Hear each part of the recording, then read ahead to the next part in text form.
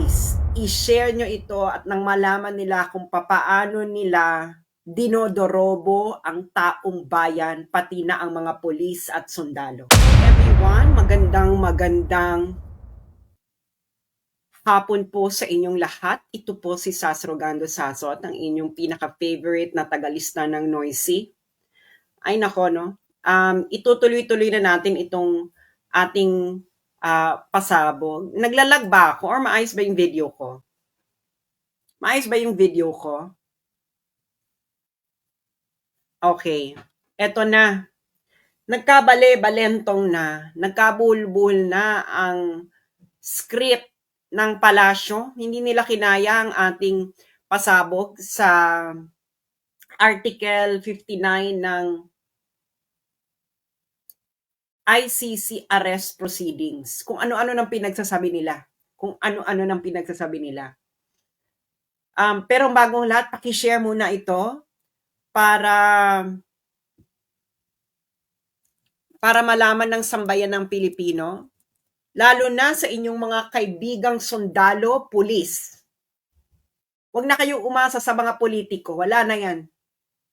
Mga sundalo at pulis, i-share nyo ito at nang malaman nila kung papaano nila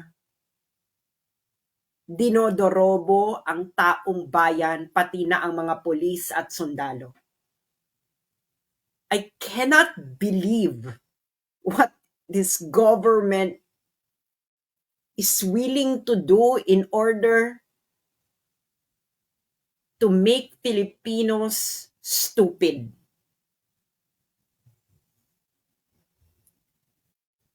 Grabe.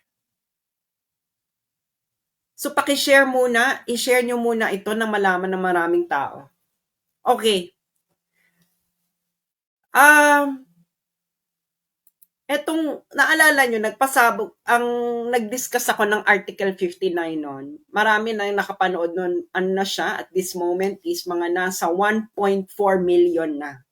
Nasa 1.4 million na. Since yesterday. 1.4 million. At dadami pa because I am correct. At bakit ako correct? Because ito na mga pinagsasabi ng Malacanang. Hindi na nila alam kung anong sasabihin nila. Kayong mga sundalo at mga pulis na nunumpa na poproteksyonan ang konstitusyon, sana makinig kayo at sa kaibuturan ng konsensya ninyo, tingnan ninyo kung ang ginawa ng kasamahan ninyo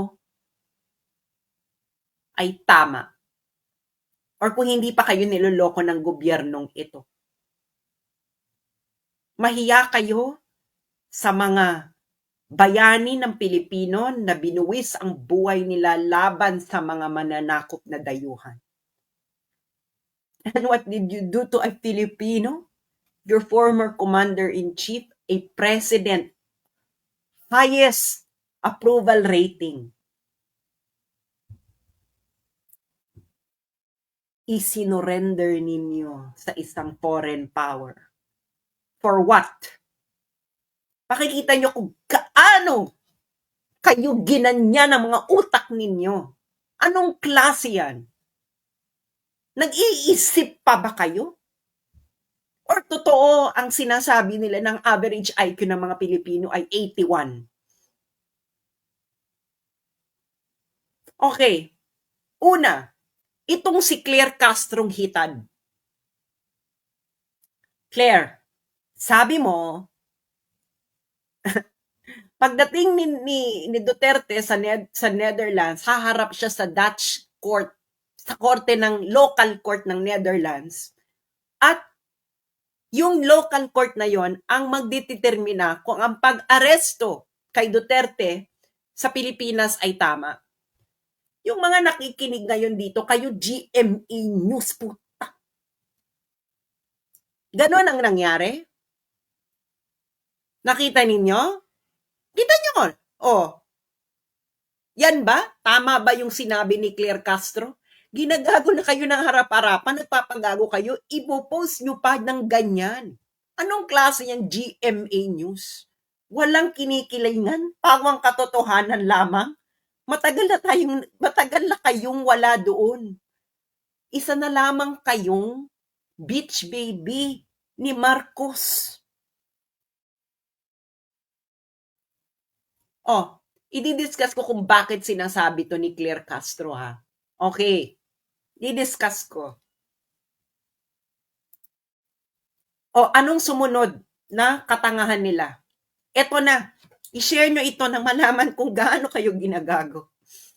Ang sabi ni Assistant Secretary ng DOJ at spokesperson ng Department of Justice, ang naging role daw ng DOJ ay competent judicial authority to attest na lahat ng proper processes ay ginawa. Lahat naman siguro dito nag-Consti 101, no? Kayong mga sundalo at pulis na nakikinig sa akin, nag-Consti 101 naman tayong lahat. Ano yan eh? Kailan ba namin pinag-aralan ng Constitution nung 90s? Fourth year high school kami. Nung 90s, pinag-aralan namin yung Constitution. Pinamemorize pa sa amin yung preamble. Kailan nagkaroon ng judicial power? Kailan naging napunta sa DOJ ang judicial power? Kailan naging parte ng judiciary ang DOJ? Alam ng lahat na ang DOJ ay under executive department.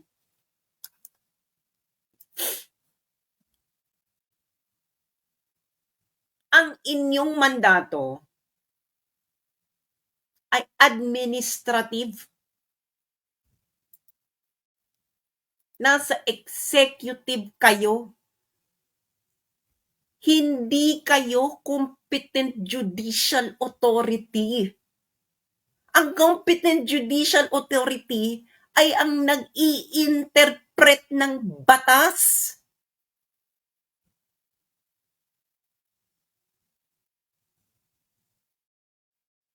Kailan kayo binigyan ng mandato ng konstitusyon na maging judicial authority? Gwapo ka lang, Miko Clavano, pero punyeta, wag ka na sanang magkaanak. Paano to napakapasan ng pagiging abogado? Itanong nyo nga, what kind of bar exam did this attorney took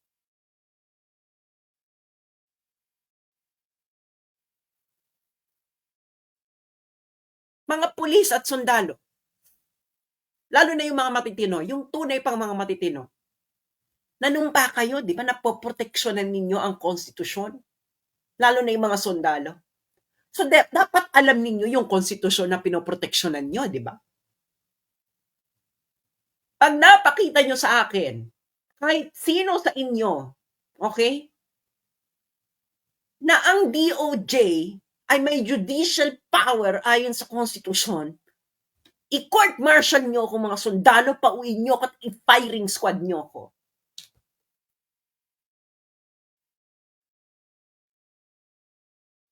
Sino ngayon ang nanloloko ng taong bayan, mga sundalo at pulis?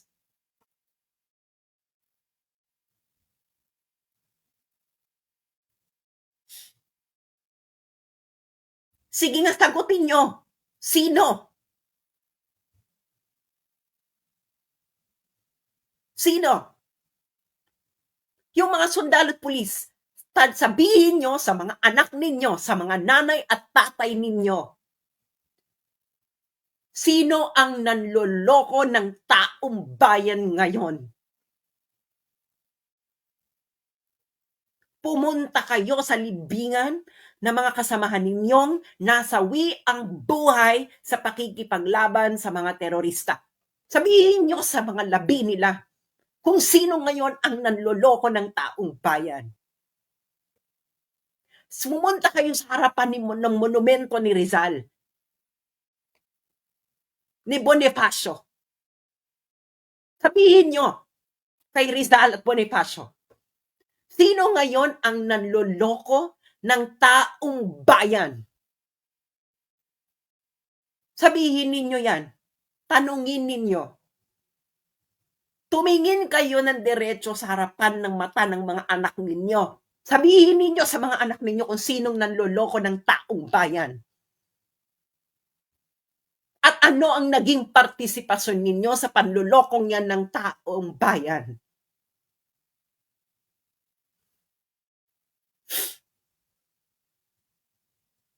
You are following orders? You are following orders of people who don't know the law?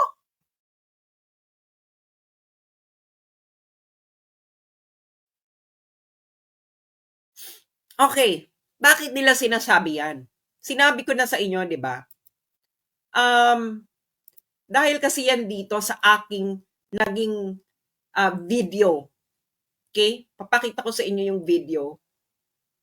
Sa aking naging video, a day ago. Okay? A day ago.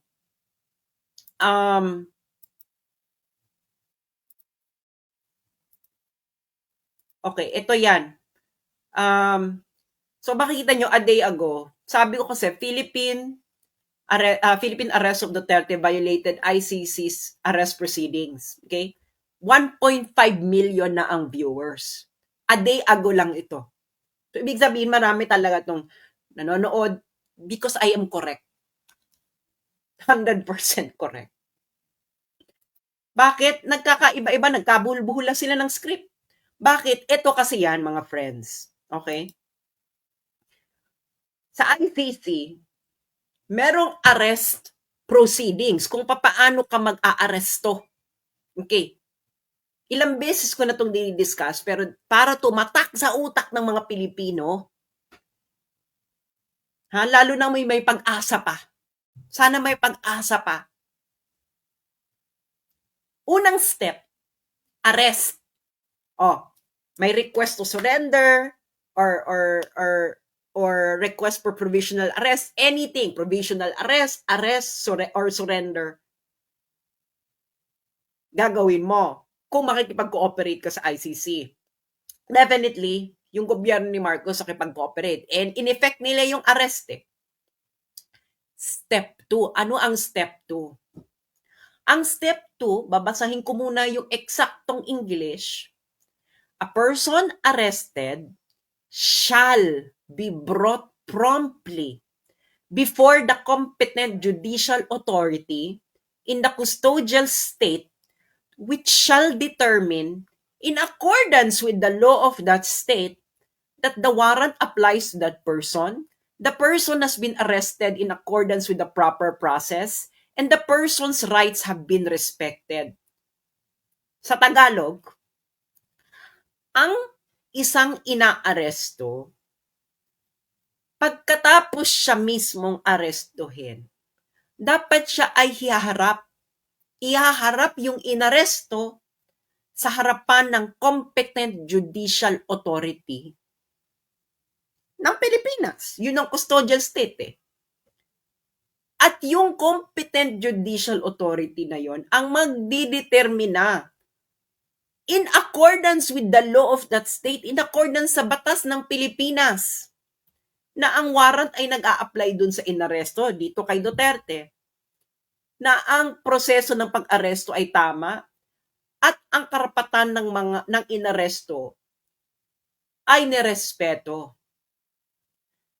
Mga abogado at din, alam ninyo ang statutory construction ng Article 59.2.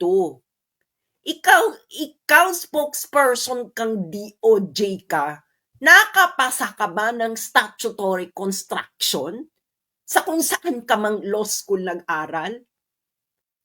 Shall, ibig sabihin dapat sa harapan ng competent judicial authority. Sino ang competent judicial authority ayon sa konstitusyon ng Pilipinas? Magsalita kayo mga sundalo at pulis. DOJ ba?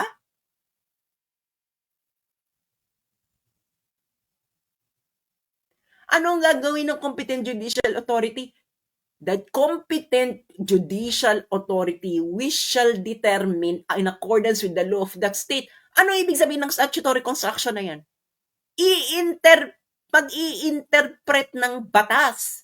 Kasi papaano ka magde-determine kung naaayon sa batas yung ginawa kung hindi mo i-interpret yung batas? Sino ang may power under the Constitution of the Philippines to interpret the fucking law? Kailan pa na ang DOJ na under ng executive department ay nagkaroon ng power to interpret the law, to assess whether the rights of the person arrested has been respected? This is not the function of the executive, but by the judiciary. Kayong mga sundalo at pulis na nanumpa sa watawat ng Pilipinas, na poproteksyonan ninyo ang konstitusyon. Alam ninyo ang sinasabi ko. Dahil hindi nyo poproteksyonan ang isang bagay na hindi ninyo alam ang ibig sabihin. Ngayong kayong mga sundalo na nangako na poproteksyonan ang konstitusyon hanggang sa huling kamatayan. Ito ba ang konstitusyon? Ang interpretasyon ng konstitusyon na iaalay ninyo ang inyong buhay? Tumingin kayo ngayon sa mga mata ng inyong mga anak. Sabihin nyo sa mga anak ninyo, ganito, kung kaya ninyo, anak, ang DOJ, ang Competent Judicial Authority sa Pilipinas na ayon sa konstitusyon na aking poproteksyonan hanggang sa aking kamatayan. Kaya nyo? Sa mata ng nanay at tatay nyo. Harapan ng monumento ni Rizal, ni Aguinaldo, ni Bonifacio. Kaya nyo? Kung hindi nyo kaya, alam nyo, naglolokohan lang tayo dito. At kung naglolokohan lang tayo dito, ano to, magtatahimigan? Dahil ano?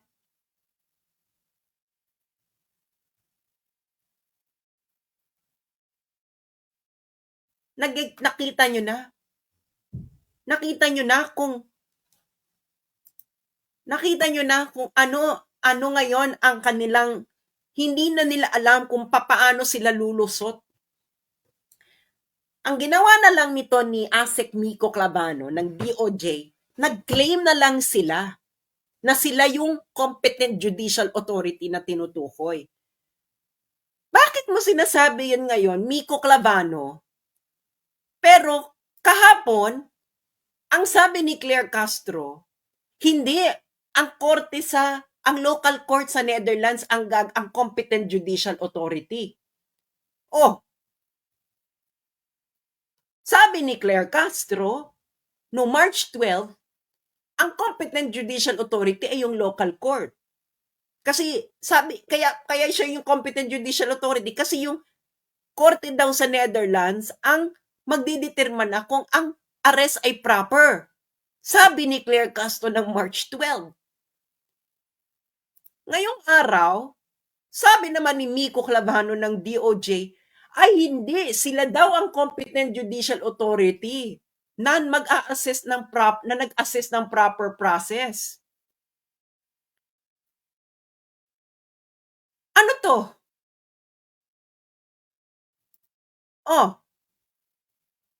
Claire Castro, Dutch court ang mag-a-assess ng arrest proper. Si Miko Clavano nag-claim hindi, sila daw ang nag-assess ng may proper process. Sino ba talaga? May mag-a-assess pa lang or na-assess nyo? Of course, paano kayo mag-a-access? Hindi kayo ang Competent Judicial Authority na tinutukoy sa Article 59 ng arrest proceedings ng ICC. It is a real court.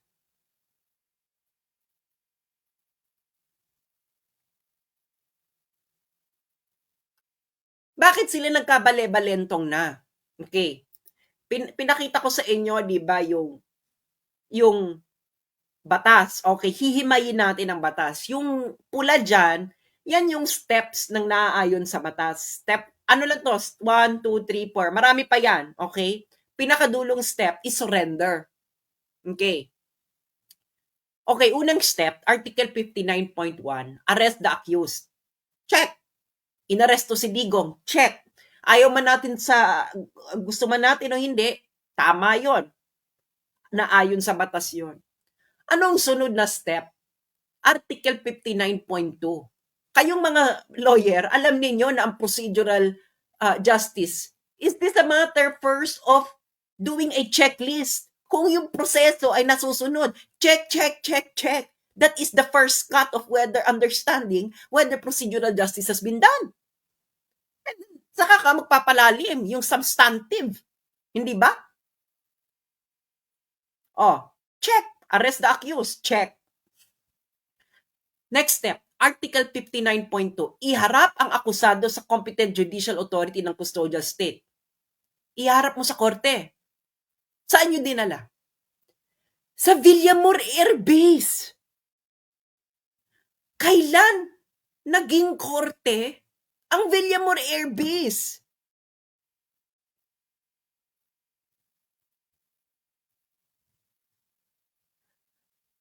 Isipin nyo nga, kailan naging korte ang Villamor Air Base? Kayong mga sundalo, tumingin kayo sa mga mata ng mga anak ninyo. Kung kaya nyo, sabihin nyo sa kanila, anak, ang Villamor Air Base ang venue ng competent judicial authority. Kaya nyo? Kaya nyo gawin? Kung hindi nyo kayang gawin, naggagaguhan na, di ba? Next step, hinarap mo yung akusado. Next step, Article 59.2. Ang competent judicial authority susuriin ang warrant, process, at kung nirespeto ba ang karapatan ng accused. Hindi mo na nga hinarap sa judicial authority. Hindi mo hinarap sa korte. Hindi mo pinresenta sa korte. So, paano mo gagawin yan? Anong ginawa nila? Isinakay sa eroplano. Ang ending, umalis ang eroplano. Pero hindi yun. Pagkatapos mong iharap, pagkatapos suriin, ang akusado habang nasa harapan ng korte ay hihiling ng interim release sa competent judicial authority. Hiling siya ng kasama niya sa karapatan niya ng akusado. Sa Pilipinas pa lang.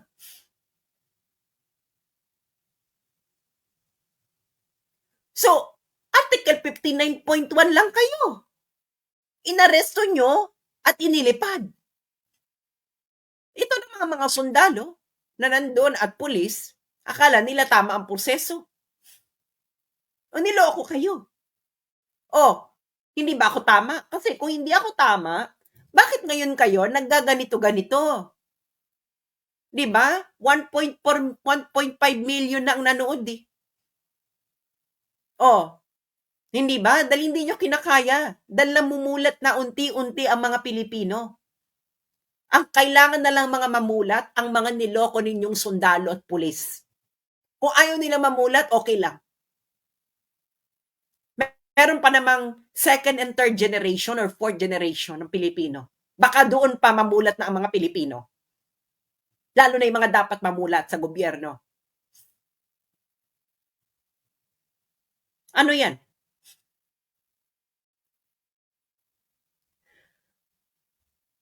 Sinasabi mo ikaw ang competent judicial authority. Hindi po kami engot. Hindi lahat ng Pilipino ay kapos sa pag-aaral. Okay? Ano ang competent judicial authority?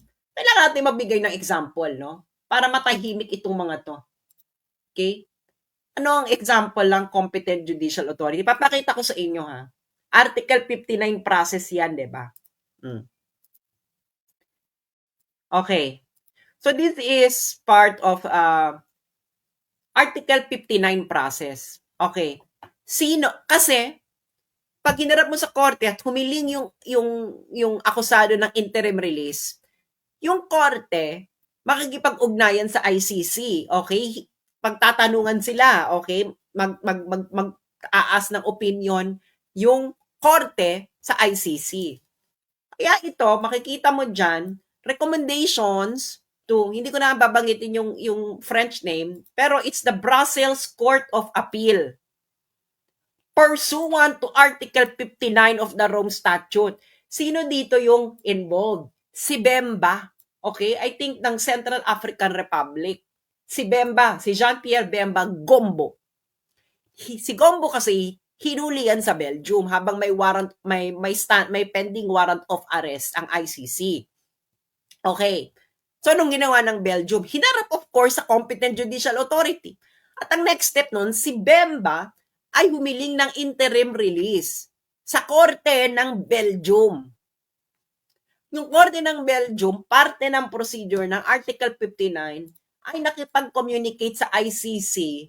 Okay, kaya nga yan, ito na yung decision ng ICC, hindi to decision ng ICC, this is just their opinion about the interim release request. Okay. Ito ang procedure. Ngayon, kung ikaw DOJ, magki-claim ka na ikaw yung competent judicial authority na sinasabi diyan sa Article 59, bakit dito sa Belgium, hindi ang Ministry of Justice nila ang nagki-claim na sila ang competent judicial authority? Alam mo, may sagot ako diyan kung bakit. Dahil ang Belgium, mas mataas ang average IQ.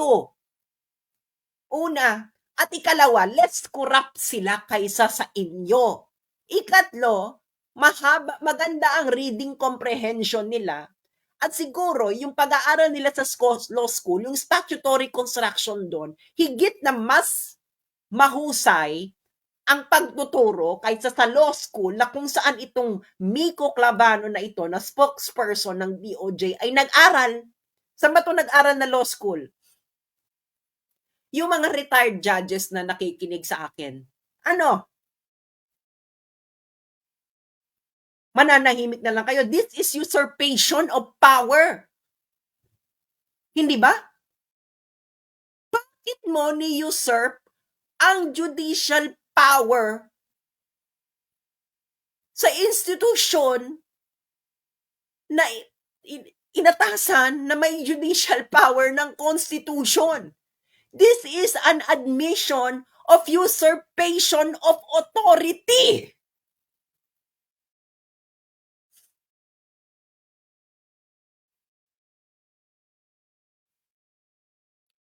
Magbubulag-bulagan pa rin tayo?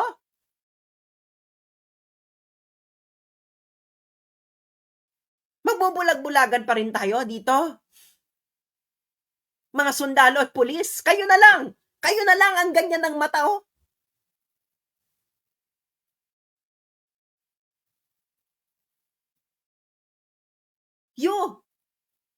nanumpa, inalay nyo yung buhay ninyo, iaalay nyo yung buhay ninyo para proteksyonan yung konstitusyon. Tapos makikita mo yung nag-utos sa'yo, sila na raw ang competent judicial authority. Ting buhay meron kayong iaalay ninyo ang buhay ninyo sa konstitusyon na binababoy na ng harap-harapan. Ha?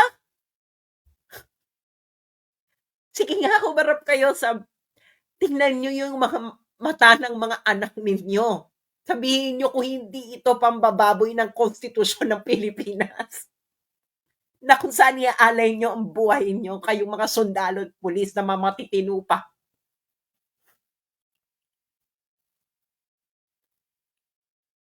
Ha?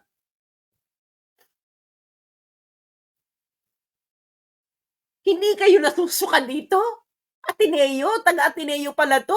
Ganito pala ang turo sa Ateneo?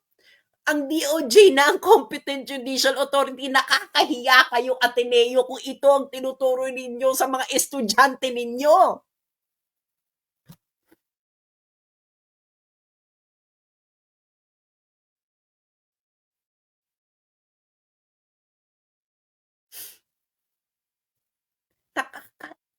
Nakakasuka.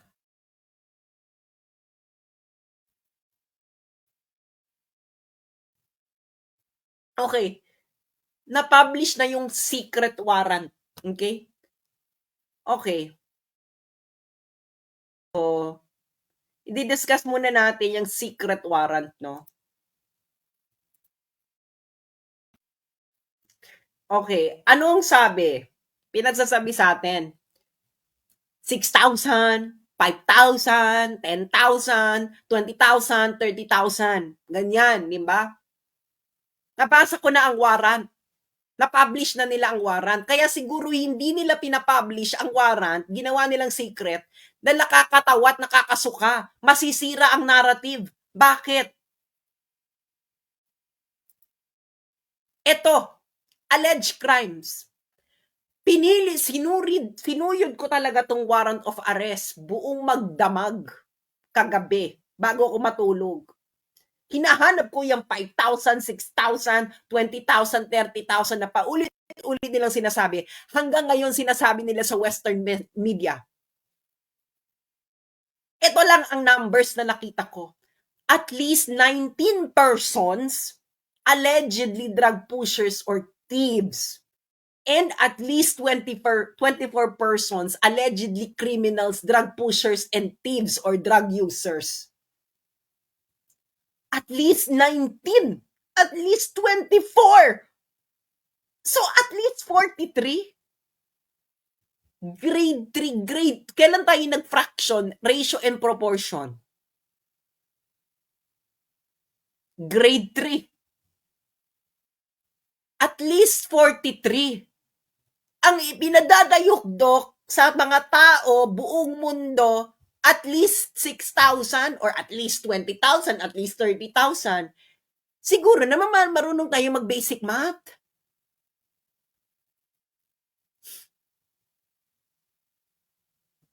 Hindi ba?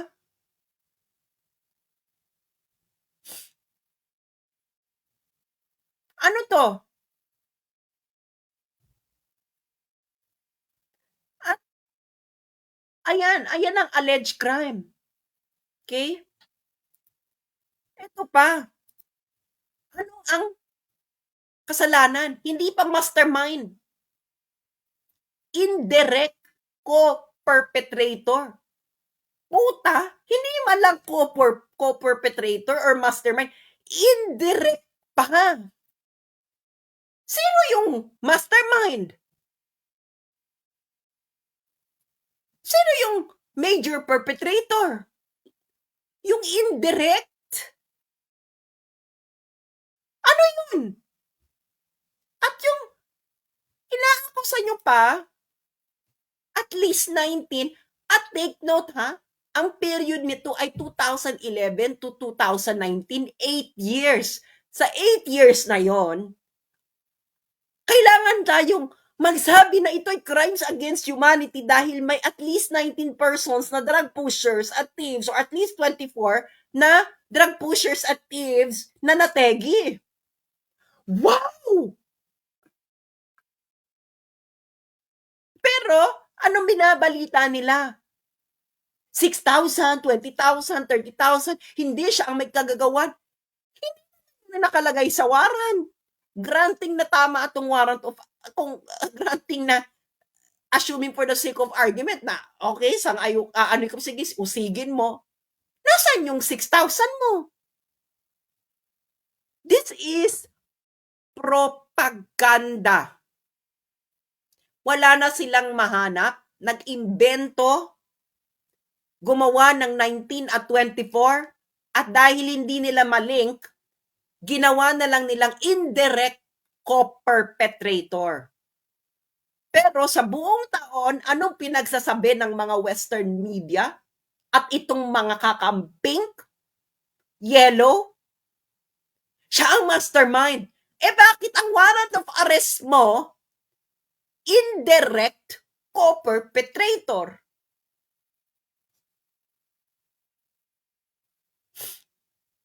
Ano?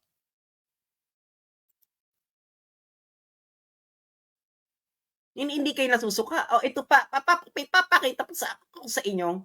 Sobrang nakakatawa, no? Binasa ko yung warrant. Diyos mio. This is an international institution. Ipapaalala ko lang sa inyo. International institution funded by so many states na sila na yung parang pinakabonggang bonggang institusyon sa buong mundo dahil international. Tingnan niyo tong paragraph 17. Okay? First sentence. When Mr. Duterte first became the mayor of Davao City in 1998, he established the Lambada Boys, which acted as a death squad composed of police officers and non-police hitmen with a mission to kill criminals. In the early 1990s, the Lambada Boys were renamed Davao Death Squad. Wait a minute. Wala bang pera ito na mag-proofread? Sabihin nyo nga sa akin, ganito kakaslapi? International, ganito kakaslapi? Sabi mo, binuo ang Lambada Boys ng 1998, nung unang naging mayor ng Davao City, si Duterte. Tapos, ang next sentence mo, early 90s, Lambada Boys were renamed Davao Death Squad. 1998, binuo yung Lambada Boys according to your warrant. Pero early 1990s, ni-rename na Davao Death Squad. Siguro naman hindi naman tayo tanga ng 1998 ay hindi early 90s. Patapos na nga ang 90s ng 1998 eh. Ano? Kayo mga pulis, mga sundalo, hindi ito gagawan? How can you be this sloppy? You are an international institution funded not just by one state, okay, but by an assembly of states. Yung mga nandyan pa sa ICC, ha, mga nagtapos pa yan ng napakagandang universidad sa buong mundo. Kung ito pa lang ay hindi mo makita, mga lawyers, no? Ang mga alam to ng mga lawyers.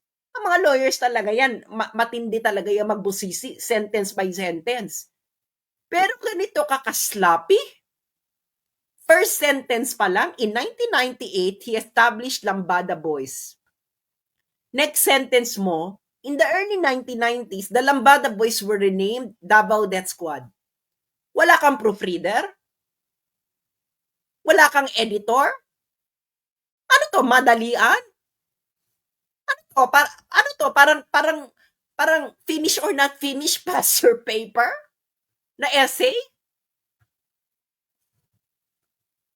Ano, naglolokohan na tayo? Ha? Tingnan mo naman. Last sentence. This agreement had the aim of addressing the growing criminality by killing criminals in a covert and secret manner without sticking to the basic law enforcement or investigation. Ang huling clause, which had allegedly proven ineffective in eliminating or reducing the crimes. Tatagalugin ko, ibig sabihin yan. Yung mga lawyers natatawa na siguro dito. Ibig mong sabihin, alleged lang na yung ginawa na pag-eliminate ng criminals ay ineffective. So ano pala yung totoo? So possibly, ang totoo, effective. Nagigets yun na how sloppy this is? Ha? You surrender. Kayong mga sundalo at pulis, you surrender your former commander-in-chief, the most beloved Philippine president in recent memory, highest trust rating, highest approval rating, to be tried by a foreign power? Who is this sloppy? In writing a warrant of arrest? Eh baka totoo ang chismis na ang mga Pilipino, ang average IQ ay 81.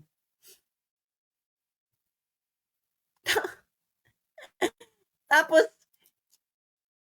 indirect co-perpetrator ang accusation. Indirect. Hindi malang, okay, siya ay ang main brain, ang mastermind. Hindi man lang ganon. Hindi man lang co-perpetrator, yung talagang partner ng mastermind. Indirect.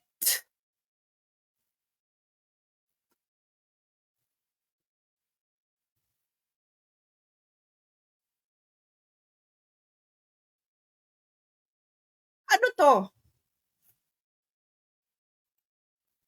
Tapos ang alleged crime, at least 19 and at least 24 na indirect co-perpetrator.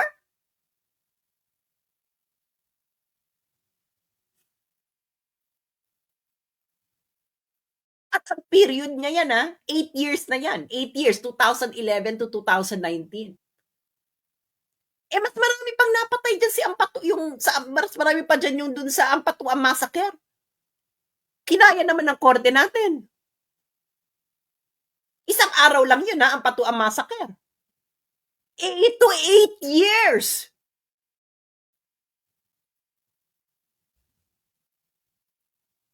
Eight years itong figures na to.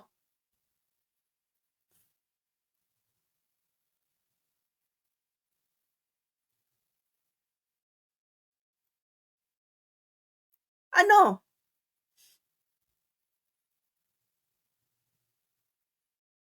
In 8 years at ang kanilang accusation na indirect co-perpetrator.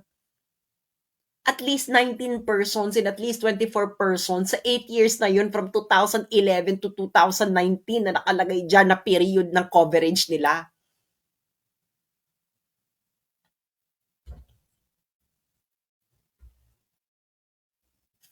Okay.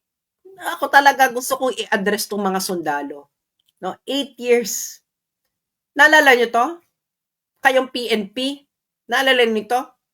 2019, nag-request kayo ng Interpol Red Notice laban kay Joma Sison na nandun sa Netherlands para isurrender siya ng Netherlands.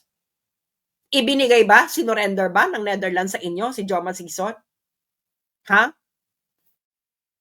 Naging katulad ba siya ni Bongbong Marcos na we have to fulfill our obligation to the Interpol because we are a leader of a democratic country in an international community. Nagganon-ganon ang Netherlands?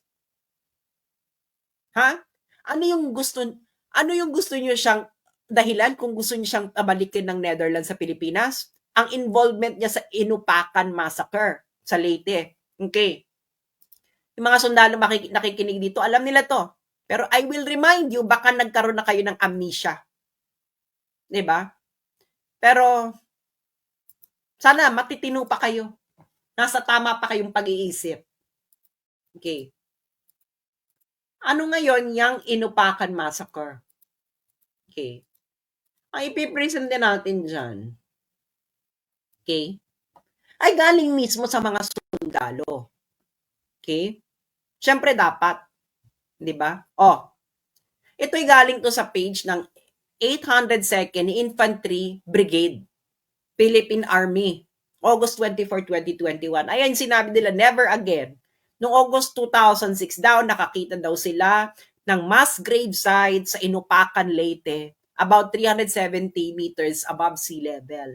Yung grave sites ay mga survivors ng Communist Party of the Philippines at ito yung mga pinurged ng CPP-NPA. Okay? Nakakita sila ng 67 skeletal remains and 300 remains ng tao dun sa gravesite. So in total, 367. Ano? Mga sundalo?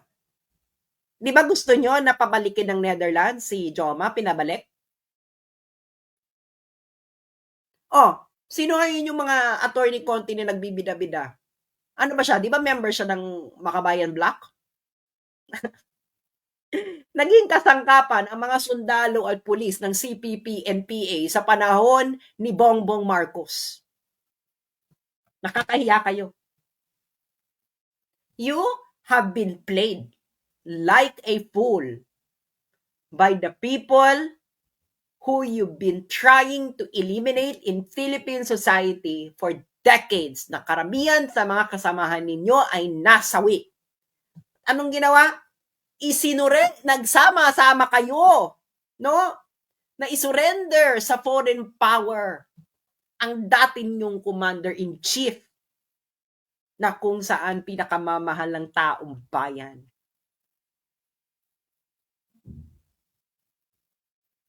How are you going to justify this in history? Siguro ngayon pwede nyo ma-justify na you're just following orders. But do you really think that history will judge you well? Nasasabihin mo lang na you were following orders? Ano? Kaya, eto Ateneo, linawin niyo to. Ito ba ang tinuro ninyo sa estudyante ninyo dyan? Ang DOJ ay competent judicial authority.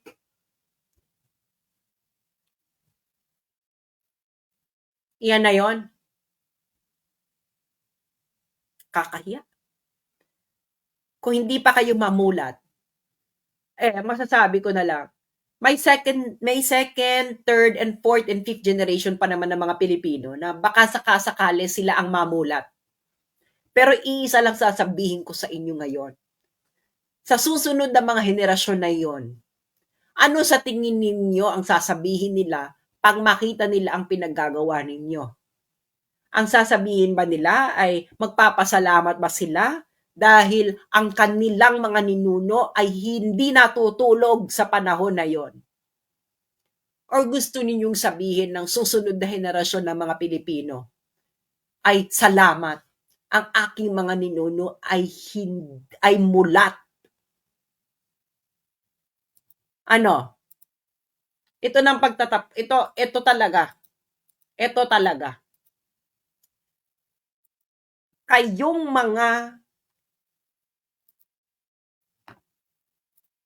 mga Pilipino, okay? Lalo na yung mga nagbubunyi, ganyan. Gusto ko lang ipaalala sa inyo ito. Okay?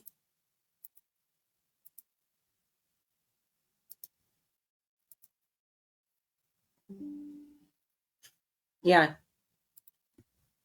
Naalala niyo si Tony Blair. So, dati siyang British Prime Minister.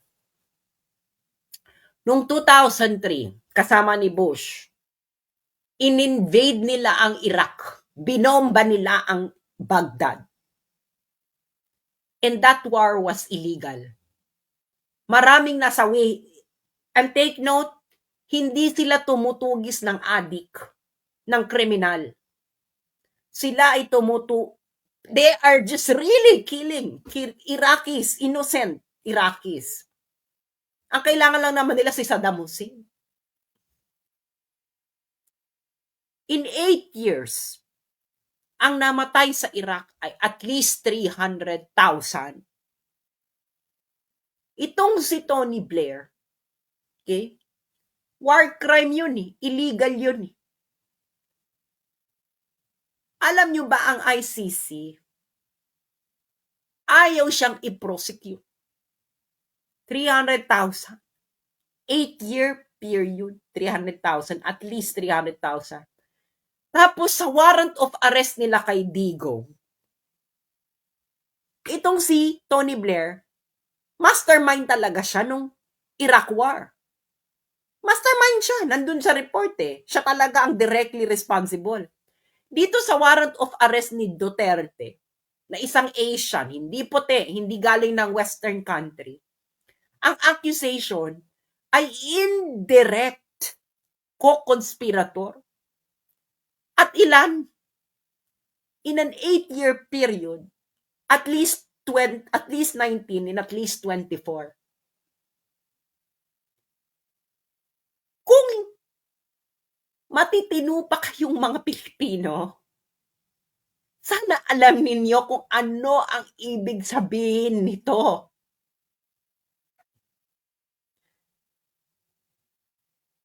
Kung hindi nyo alam ang ibig sabihin nito, mahiya kayo sa pagiging Pilipino ninyo at sa pinaglaban ng mga bayaning namatay sa pakikipaglaban sa mga dayuhan.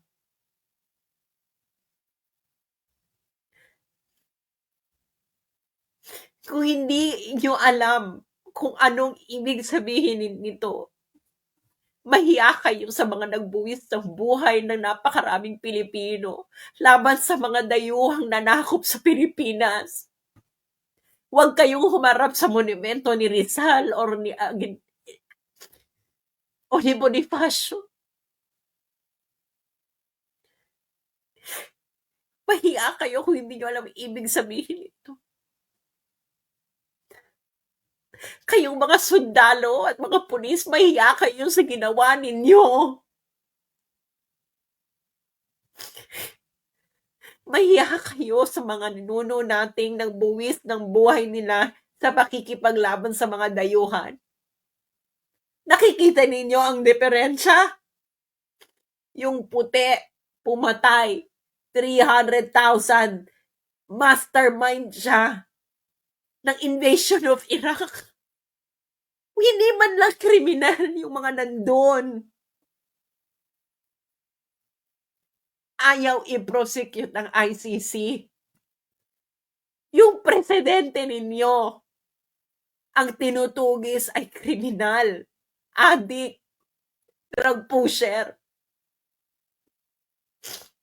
Ang akusasyon, indirect co-conspirator, at least 19 and at least 24. Yung isa at least 300,000, ayaw mong i-prosecute.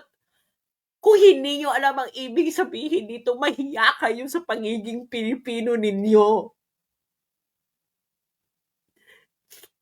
Dahil hindi nyo alam kung anong nangyayari sa mundo at kung anong ginagawa sa inyo ng mga dayuhan. Bilang Asyano at bilang Pilipino. Nagbubunyi ngayon ng ICC dahil meron silang First Asian. Ano?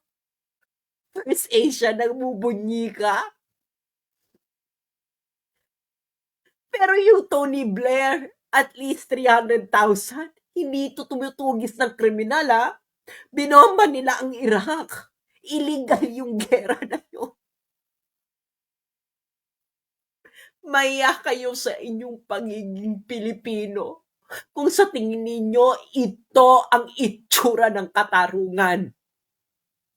Mahiya kayo.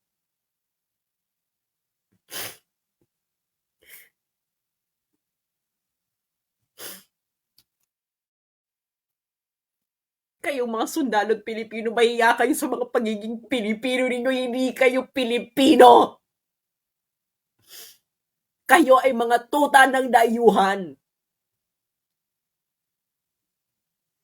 Hindi nyo nakikita to? Kung anong itsurang ano to? Ha?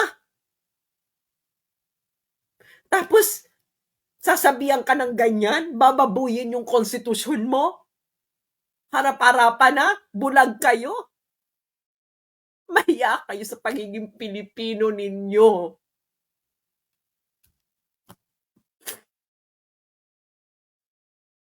Sige nga, ipaliwanag nyo nga yan.